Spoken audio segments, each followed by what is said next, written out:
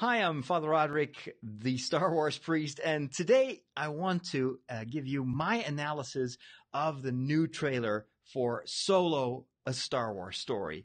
Solo is the second standalone Star Wars movie, as you know, following Rogue One. And this time we go back in time, even before the events of Rogue One, and we see a young Han Solo, a young Lando Calrissian, a young Chewie, although I think Wookiees are very old in general, so I don't know if we see any difference between the Wookiee that we know and the Wookiee that we will see in this movie. Now, the trailer came after a teaser, or actually the trailer is a teaser trailer, according to the official Star Wars channel. And we got a small preview during the Super Bowl. That was just 45 seconds, but it showed different scenes, and I'll go into some of the extra footage that we've seen in that particular teaser trailer after I've analyzed the official first trailer for the Solo movie. So it opens with some details, and we see Han, I assume it's Han, switching on the Falcon. He is using all the different levers and switches. And what I immediately loved about this trailer was the rhythmic editing. So you hear this click, clack, click, clack, and you see his hand switching on the various devices or on the dashboard. What strikes me immediately is that the chair on the right side of Han is empty. So that means there's no co-pilot yet. Chewie is not yet part of the story at this point. We also see that Han is carrying what looks like a very big, bulky watch, almost like a super old-fashioned version of the Apple Watch. So it's chunky. It could also be a communicator, something that he uses to, I don't know, make phone calls. I don't know how that works in the Star Wars universe. So that's the first thing. We just see the hands, but we immediately know this is the Falcon and this must be Han. Now, the dashboard itself looks also slightly different. Keep in mind, this is the Falcon that we see in its brand new state. Later on in the video, we will see more proof of that. So the dashboard is still pristine, the way it looked when it came out of the factory. I don't know if these things come out of a factory, but anyway. And the big difference is that instead of the three levers that are in the center, so between the pilots, those are the levers that you push to go into hyperspace. Instead of the three that we know, there are now four levers, and they also look slightly different. So that's a big difference.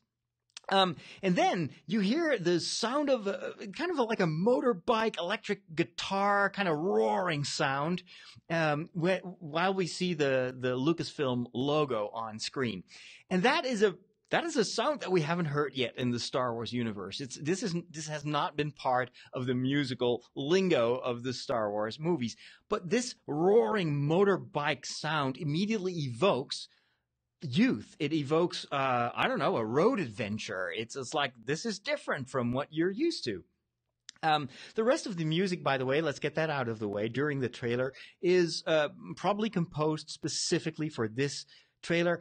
And I didn't like it that much. I thought it sounded cheap. It's clearly a synthesizer. It is not a real orchestra. And it sounded, I don't know, it just didn't have the punch of previous trailer music that we've heard. But that's just my kind of initial impression. But it works okay. I mean, it's serviceable, but I just expected something a little bit more special, a bit more, I don't know, symphonic. But anyway, so we get that sound like, oh, and a road adventure is starting, and immediately that's what we see. We see an early model land speeder. I'll just call it a land speeder. It's this hovering kind of car. And everything looks clunky about it. It looks really old fashioned and retro, and it's leaving what looks like a garage or a hangar or something like that. And then we see a close up of the people behind the wheel, as it were. You have Han Solo. And then you have this girl, and I think it's Kira, but a younger Kira, and also Han. It's almost as if this is a flashback. And now there is this detail, and you may have missed it because there's so much that wants your attention in this trailer. But if you freeze frame this scene, you will see the golden dice that we see in The Last Jedi. that Luke gives to Leia at the end of his appearance there, you see the golden dice hanging from the window of the car, which immediately tells me that this is not just a car that was stolen by Han. No, this is probably his vehicle. This is his hover car, or however you want to call it. But I thought it was so cool to see the dice, because the story of the dice is that when Rian Johnson was filming The Last Jedi, that was even when The Force Awakens was still being edited. And in The Force Awakens, there is a cut scene that ended up on the cutting room floor, which involved those dice. And he thought it was amazing. And so he brought back that moment with the dice in The Last Jedi. But unfortunately, since that particular scene was cut from The Force Awakens, that moment falls flat. And in a way, what I love is that with this movie, they can still tell the story of those dice and why they are so important. So this, I think, in retrospect, will give more weight to that scene in which Luke is handing over the golden dice of Han Solo to Leia. So I thought it was very cool. So what's happening there? It looks a bit like a joyride, or they're on the run. There's clearly a pursuit going on. Han is wearing this leather jacket. It's very different from the clothes that we see later on in the trailer. And you hear a voiceover, which is kind of very Han Solo, Harrison Ford-like. If you may know that in Blade Runner, in one of the many different versions of Blade Runner, it starts with his voiceover. Now, this is probably just taken from a conversation between him and Kira, in which he's telling her about his youth. But here it's used as a voiceover. And it doesn't really sound like Harrison Ford, but it's okay. We hear that he's been on the street since the age of 10, that he was kicked from Flight Academy for having a mind of his own. So immediately the trailer wants to establish this is a rogue guy. This is a scoundrel, He doesn't fit the mold. And we see glimpses of his past at the Flight Academy in the Super Bowl trailer that I will talk about later on. So it's clearly something that is going to be part of this movie, probably in flashback. We will just see how he applies for this Flight Academy and then gets kicked off. But now he is in this pursuit, and he's being chased by another hovering vehicle. It looks a bit like a police motorbike. There is a guard or a trooper on it. Looks a bit like a security or a police guy. And the rest of the scene is clearly an industrial environment. And later on, we'll discover that this takes place at a harbor. So I don't know why he's being pursued. Is it just because he's speeding and he's driving recklessly? Or perhaps he stole something, or who knows? There may be other reasons for him being in trouble. The fact is, he's on the run. Then we get a quick shot of the dashboard of the land speeder, and we can immediately see that even though the outside of the vehicle looks a bit clunky and old-fashioned, it's still almost like a race car. The dashboard looks very smooth and cool. And then there is another nice detail on the right side of the dashboard. There is a small monitor that looks a bit like the aiming computer of Luke Skywalker in his X-Wing when he's going to blow up the Death Star. And it's got the same type of computer graphics, which I love those details. It's immediately signaling us this takes place in the Star Wars universe. Now the chase goes on. The security bike crashes into an object, and we see that the guard or the trooper is ejected out of his vehicle and lands on the ground, but survives. In just a fraction of a second, we see him get up. So nobody dies here in this scene. Then we see like a more of an open view of the harbor. We see water in the distance. We see that now seemingly Han and Kira are being chased by a bigger vehicle. And then it changes. All of a sudden, and this is like a real strange moment in the trailer where we see this kind of almost like a Lord of the Rings type of flying sequence, and we fly over snowy mountain tops. And I was like, okay, if we now hear the music of the Lord of the Rings, then that would be totally weird. But this is a new environment, which is very predominant in the trailer, so it may also be very important in the movie. It's a wintry planet, it's cold, and also this planet seems to be kind of an industrial planet. And my guess is that this is Kessel. Kessel is the place where you have the spice mines that R2-D2 and C-3PO, or mostly C-3PO, talks about. We're going to be sent to the spice mines of Kessel. And we have seen a glimpse of the spice mine, of the spice mines and of Kessel in the first episode, if I'm not mistaken, of the Star Wars Rebels, an animated series. But we haven't seen much. We know about Kessel, some stuff from the old expanded universe, that it is a planet where both people are working as slaves in the mines, and spice is, well, not spices you use for cooking, but it's more like drugs. And whereas on the other side of the planet, the royal family lives in luxury. So you've got this same type of opposition that we saw in The Last Jedi on the casino planet, where you have all these rich people that made their money because of the sales of weapons. Well, here it's kind of a similar situation on Kessel. Of course, this is all still speculation, but it's kind of setting the scene for a very important environment in the Solo movie.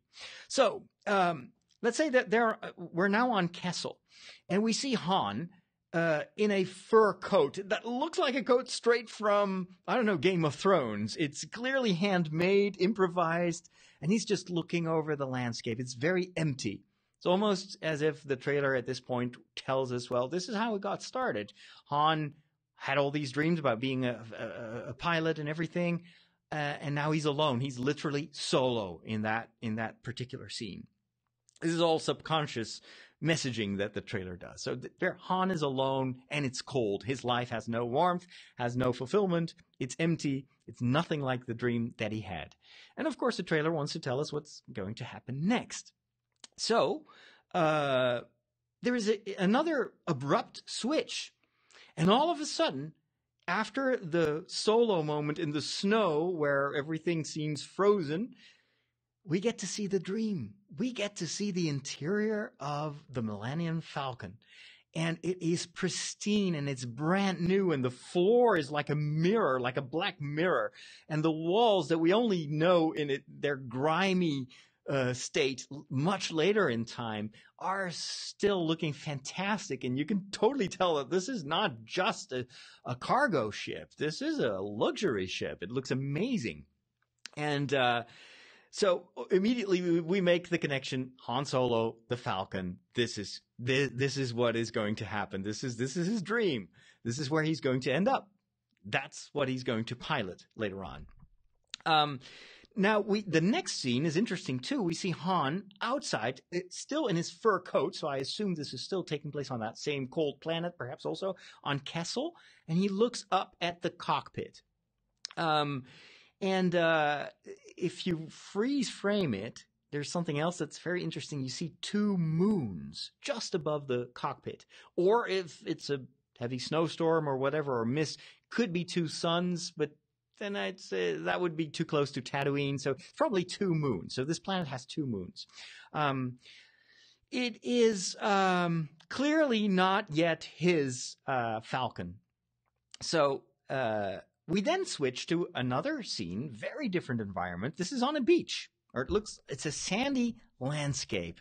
And you see in the distance, Han probably with, I assume, Kira, but it's too small to really say. And they're going in the direction of there's this strange structure that emerges from the sand. It's unclear what it is, but it's some kind of a building or a defense system. And then we switch to another very important character played by Woody Harrelson. And the name of that character is Beckett. And Beckett is supposed to be, according to the rumors, some kind of a tutor, some kind of a teacher to Han Solo. And that is what the trailer is going to tell us. This is probably the guy who is going to introduce Han to the world of smuggling, to the world of crime, to the shady business. And what I loved about what happens in the trailer is that Woody turns towards Han and says, "Hey kid." It's exactly the same language that Han will later on adopt and use towards Luke Skywalker. "Hey kid." And here's where he learns it. And we discover that Beckett is assembling a team. That sounds like a heist movie. That sounds like, I don't know, Ocean's 8 or Ocean's 9, 10, 11, 12, 13. And he probably is recruiting not just Han, but also a number of other people to join his team. For what, we don't know. But from the looks of it, he's up to no good. So this is probably to help him do something illegal or something to rob the Empire. Is this some kind of robbing from the rich to distribute to the poor? We don't know. But we hear about a team, and immediately the trailer shows us who is going to be part of that team. I'll talk about that in a second. Something strange about the outcropping where this happens. They seem to be on a hill close to the sea, and you've got these strange, like, stone spikes. But there are little metal rings on top of them, almost as if they've been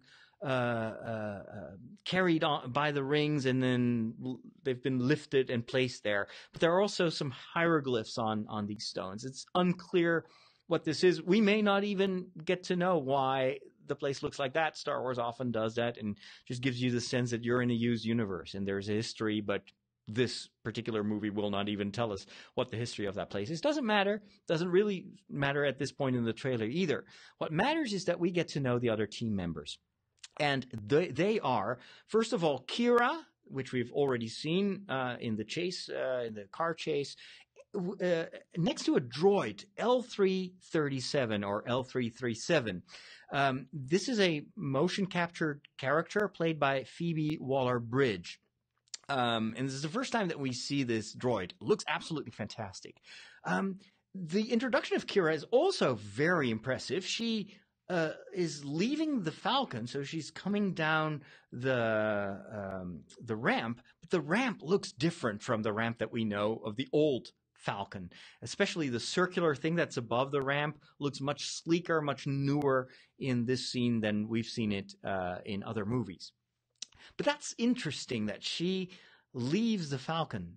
Does that mean that she's part of the Falcon? Is she somehow in cahoots with Lando? And is the droid also part of the team? Is there a party of three that owns the Falcon at this point in the story? I don't know.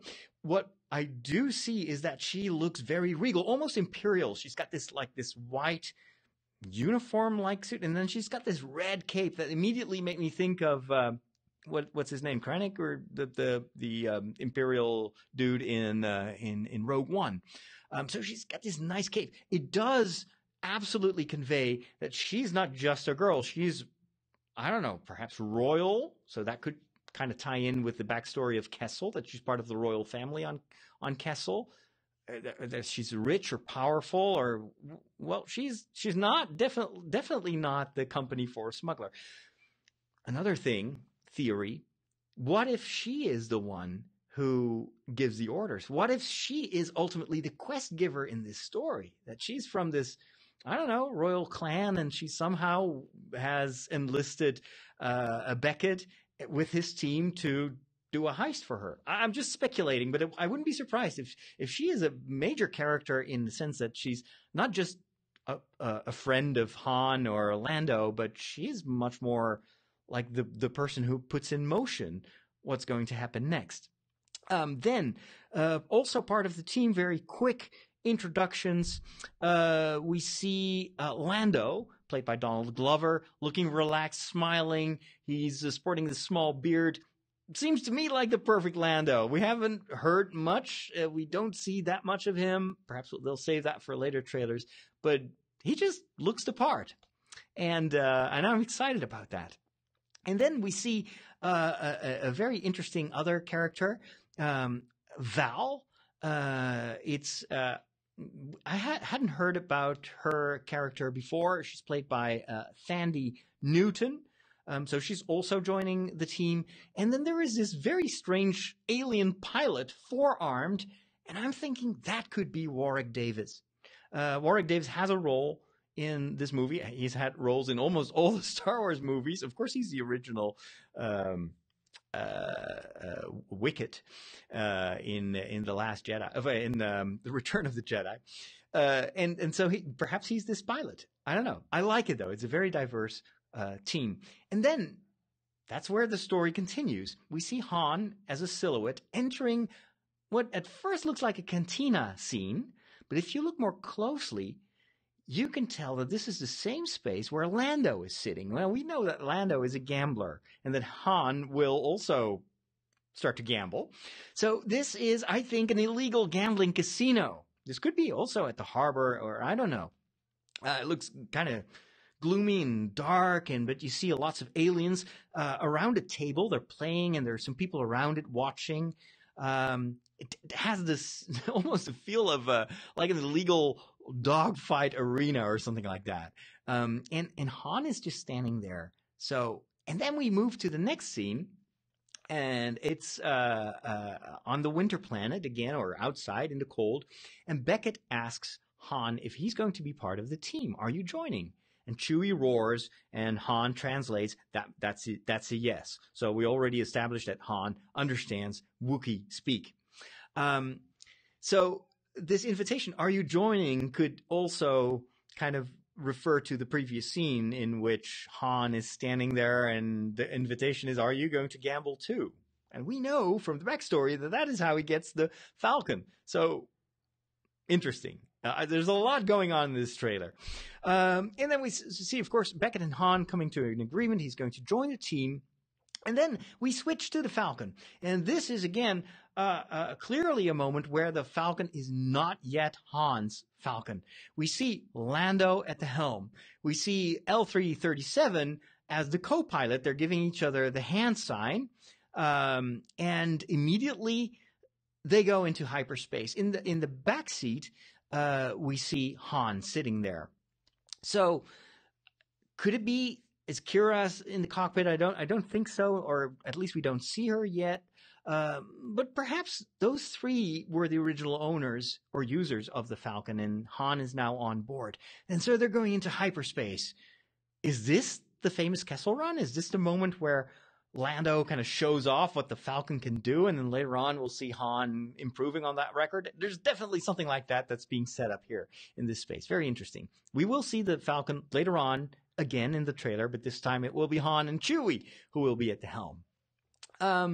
So then we see something very different, a new environment. This is probably my least favorite environment in the trailer and in some of the photos that we've seen and behind the scenes stuff. This kind of looks like a dance club. It's a bit hazy. It doesn't look particularly nice or colorful. There's this R2 unit serving drinks. I think kind of reminiscent of what R2 did on the barge of in The Return of the Jedi. We see this dancer, a singer with a floating alien in yellow fluid that's probably singing along. And I wonder, is this happening on a boat? It has a feeling of like a club inside a boat, like a cruise ship or something like that. Again, just a guess, but I don't really particularly like this environment. Then we see that Kira is there too. She turns around, probably towards Han, and again, she looks very classy, very rich. She's in control. So again, seems to confirm the hunch that I have that she may be the one who sets in motion the heist or whatever illegal plan Beckett is trying to prepare with this team. Then we're back at the beach. Very different scene. We see Han in a kind of like a Western situation versus the evil guys and a main villain. This is the first time that we see a true villain, classic Star Wars villain with a mask, a spear. He looks very tribal. Definitely not the kind of Kylo Ren vibe, although the mask looks a bit like some of the stuff that we know from the expanded universe. So they're definitely kind of hinting at that. Han is reaching for his blaster, Western style, but it also reminds us of Indiana Jones. You know, that famous scene with the guy with the sword and doing all the movements, and then just Han taking out his gun and then just shooting the guy. That totally reminded me of that. Is probably on purpose that they try to evoke the classic Harrison Ford visual vocabulary, if you were. So that's that scene. We will see some more of those bad guys later on. We see a wider shot, and there are a lot of other aliens or masked. I assume that these are aliens, but they're also humanoid people with weapons standing behind the main guy, the main evil guy. It's definitely on the beach. There's a settlement, very primitive settlement, almost a camp in the background. Are these guys bounty hunters? They're definitely trying to prevent Han and probably also the others from getting away. So there's going to be this confrontation. When all of a sudden, the movie seems to be a bit like a Western, which I think totally fits Han Solo's backstory. Then we go to like the inside of a ship or a hangar or whatever. It's unclear. And there is a hooded figure with a big black mantle fighting some droids, apparently. But it's not the same guy. If you freeze frame, it's not the same bad guys we saw outside. So this may be one of the other bounty hunters. I'll just call them bounty hunters for the moment. But it definitely signals trouble. You know, the Han is going to gamble. They're ready for an adventure, and now we've got the threshold guards. You know, the people that will prevent them. So those have to be conquered. Again, it's classic narrative structure that is used almost in every Star Wars movie. Then we see L3-37 among explosions. That definitely means that things are going wrong. And then we switch to a CGI shot of a cargo ship. I assume it's a cargo ship. It seems to carry this big metal container. And some other smaller ships, or even probably just remote rockets or something, are also towing this big container. And then the container detaches from the main cargo ship. And I'm thinking, if this is on Kessel, then what's in that container? Could it be spice? Could that be what they're trying to smuggle out? Who's in the cargo ship? Could that be Han or Orlando, or I don't know? And why is the container detaching? Well, we may get an explanation later on. Then we go back to the tent. Seems to be part of that small village or that encampment that we saw earlier on in the confrontation with the bounty hunters. And Kira is talking to Han. Are the bad guys part of her entourage? Is this when Han is captured, or I don't know? Does she intervene? We then go to an intense flying scene. We see Han I'm not sure if this is in the cockpit of the Falcon or another ship. This could actually be in the cargo ship that we just see. And we see Han struggling and looking very intense. Again, I think this is part of the kind of the Harrison Ford vocabulary. They try to channel that intensity of Harrison Ford. You know, that when he's angry, he's like, yeah, I don't know. I just thought they try to make us think of Harrison Ford in that particular scene. Then we go back immediately to the outside, and we see a massive explosion.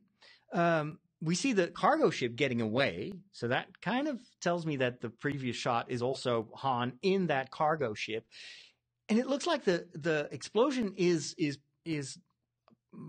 happening in the water of a sea or something like that. So that could be the harbor that we saw earlier on. And it almost looks as if that perhaps there was a bomb in the container, and Han just kind of cut the ties so it exploded below him, and he got away. I don't know why, but it just looks Star Wars. Then we go back to the conversation between Han and Kira in the tent. And then Kira says, I'm probably the only one who knows what you really are. She doesn't say who you really are, but what you really are. And then Han, this is one of the few scenes in which we see him really acting a little bit. Han is a bit uncertain. He's pretending to be cool, and he's like, well, what's that? But we don't get a final answer. Kira doesn't say what she has in mind. But then we switch to the logo of the movie. And it says Solo. So perhaps what she's going to say is, I know what you are. You're solo. You're a solo player. You're not a team player. I don't know. It's just one of those strange moments in the trailer where I think I think they're trying to convey something. I'm not sure if it works in this trailer. I think the payoff in the Super Bowl trailer was better. Whereas so what's your name? And then it says they show the logo Solo. In this scene, it feels a little bit forced. But anyway, this is another moment. You have in the trailer, you always have these little interruptions where they try to tell you this is what the movie is called. This is when it will be in cinema, etc. Then things go in overdrive because, of course, the Star Wars trailer needs to have a build-up, and now we get to one of the big action scenes in the movie itself. We see a new-looking Falcon escaping a Star Destroyer in a space storm. We'd already seen a glimpse of this amazing-looking scene with this menacing Star Destroyer and then surrounded by these clouds in space, and it's like there's lightning and who knows what. Amazing shot. The Falcon looks dramatically different from the Falcon that we know. And this, of course, harkens back to one of the quotes in the original Star Wars movies where Lando and Han are talking about it, and it's like, what did you do to my ship? Well, now we know what happened, what Han did to the ship. He completely changed the front of the ship. So you've got these two protrusions in the original Falcon, and they seem to be melded into a V shape, and the entire ship looks much more like a racing ship, like it's more streamlined.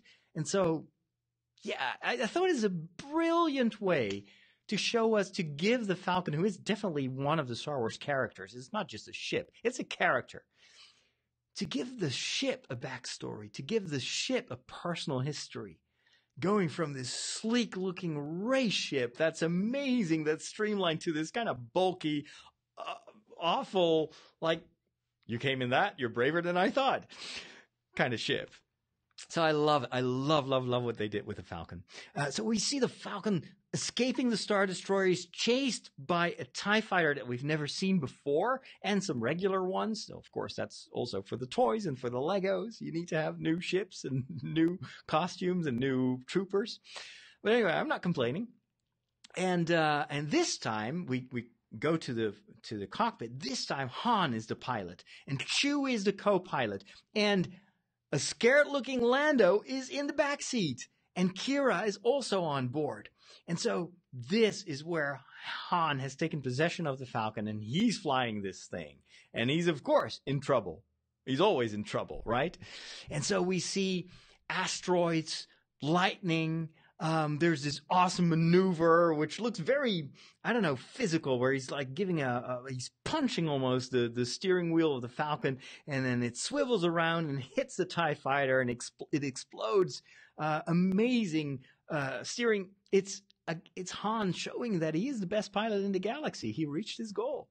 And then, of course, you get a classic, again, Harrison Ford type of scene where Han turns around and he tells him, well, for a moment I thought this was going the wrong way, but we're fine. And I was thinking this also may have a meta meaning.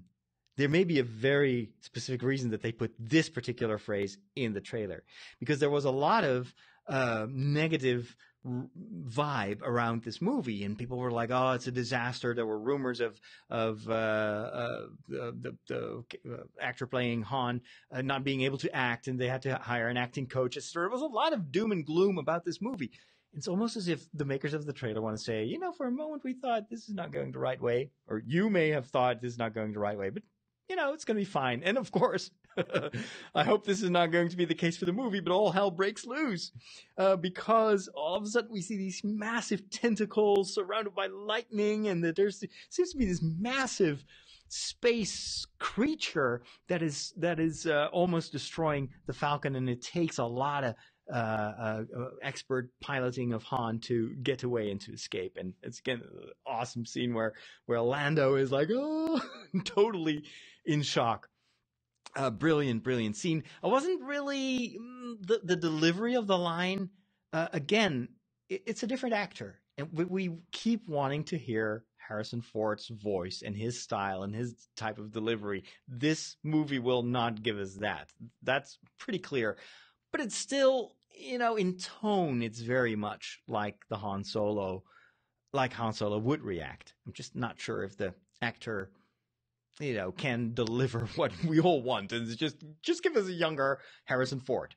We can't have that. So we'll just have to live with that. Anyway, but it's a minor niggle because the rest is cool and definitely better than I thought. So we see, what is it? The big tentacles, almost looks like a big space version of the Sarlacc creature, where later on in the CGI editions by George Lucas, they added extra tentacles. So perhaps now later on when we will see the Sarlacc creature, we may empathize even more with Han Solo. It's like, he's been in this situation before, in a similar situation. It also made me think, of course, of that space slug in Empire Strikes Back, where they try to escape. And there are meteors there as well, or what is it, asteroids. It definitely also harkens back to those classic scenes. And that's what a trailer is supposed to do. It has to reassure us, has to give us that nostalgic feeling, at least the older Star Wars fans, that, this is gonna feel like Star Wars. That's all we want to know. And then we'll just buy the ticket and go see the movie. Or once or twice or 3 times or 4 times or 5 times. So, and that's where it ends. That's the end of this particular trailer. Again, this may also be part of the Kessel Run, or perhaps accidentally Han will now break Lando's record. I'm just speculating, so don't mind me. That's what I like to do. I can't keep myself from doing that. Then let's talk a little bit about the additional scenes in the Super Bowl TV spot. By the way, the final thing that we see in this trailer, of course, is Memorial Day. That's the day that this movie will premiere, and that's very soon. We don't have to wait very long, and that's a good thing. The Super Bowl trailer has a number of scenes that are similar to this one, but also a lot of extra material, which I didn't expect. We see the probably part of a flashback in which a young Han Solo, and he's wearing this weird goofy hat, is applying for the Imperial Army or flight school. And he's being interviewed by this Imperial officer. And so what do you want to do? Well, I want to make a difference. I want to become the best pilot in the galaxy. So immediately you see his overestimating himself all the time, and that particular trailer switches back and forth between that interview for his application and his and that car chase earlier on. So we see that he's a good at least he's a good pilot of his car. So kind of makes sense that he also wants to fly a ship with the same pizzazz. Then this short trailer shows us another cool shot of the destroyer, the Star Destroyer in the mist. Looks even cooler, I think. There are more shots of the harbor chase. And then we go to a scene that we haven't seen in the official trailer, and I thought it was an amazing scene. It shows you a cool transport train on the Winter Planet, and it's on rails, and it's got both underneath the rails and on top of the rails. It's got like this I don't know, just these big wagons, and it's definitely an industrial train. This is not for passengers, even though the train has some passengers, because on top of that train there's a fight going on. A classic trope, of course, in a lot of movies, a fight on top of a train. How many times have we seen that in a James Bond movie or a Bourne movie or whatever? Here it's taking place in Star Wars, but the guy fighting the bad guy is the one from the beach. It's the main villain or the main bounty hunter, but he's not fighting Han Solo. He's fighting what I think is Beckett with weird glasses on. So Beckett too could this be the moment that, I don't know, Beckett gets killed or something, and Han is, because of course Beckett is a teacher, he's a tutor, so he's supposed to fade away, and the pupil now has to surpass the master, right? Isn't that what Yoda told us in The Last Jedi? So I don't know. It's like, I've got a bad feeling about that. And so, but it was a very, very cool scene. Then we switch to Lando, and he's just standing there in his fur coat. Looks very similar to the fur coat that Han is wearing. May even be the same fur coat. Is Han winning the fur coat as well? Next to the Falcon? That would be humiliating, I think, for Lando. But anyway, he's just standing there in a cold environment. Then we see Han in a prison cell, and he's being asked his name. Your name, Han Solo. It's kind of the James Bond moment. But Han Solo, we don't hear him say it. I think we see the logo. And then that particular small short trailer ends with Chewie putting his hand on Han's shoulder. And this time Han is not overlooking the mountains like we saw in the big trailer, but he's overlooking the sea. So could this be towards the end of the movie? Seems like a nice scene for the end. So that's my analysis. That's what I have been able to discover in this trailer. I'd love to hear if I've missed anything. If you have any thoughts, if you have anything to add to this, I'd love to hear from you. Just post it in the comments. Let me know. Final thoughts. Again, this looks so much better than I thought it would look. This gives me hope for this movie. I've got a good feeling about this. The only thing we'll all have to somehow process, and that's why I'm so happy that we finally see this trailer with Alden Ehrenreich as Han Solo.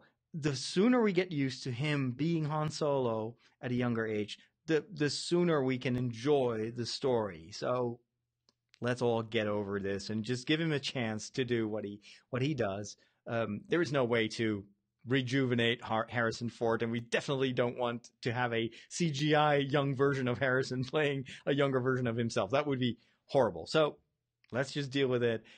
But I think story-wise, as I've been able, hopefully, to convey a little bit in this video, in this analysis, is story-wise, I think this has a lot of excellent beats, and it sounds like classic Star Wars. It feels like classic Star Wars, and we get to see a lot of the things that we heard about in the existing canon, but we've never seen it with our own eyes. So I can't wait to see more. That's it. Thanks for watching. Thanks for listening. Hope you enjoyed this. This may become part of a longer standalone series that I will do with Star Wars discussions. I enjoy this.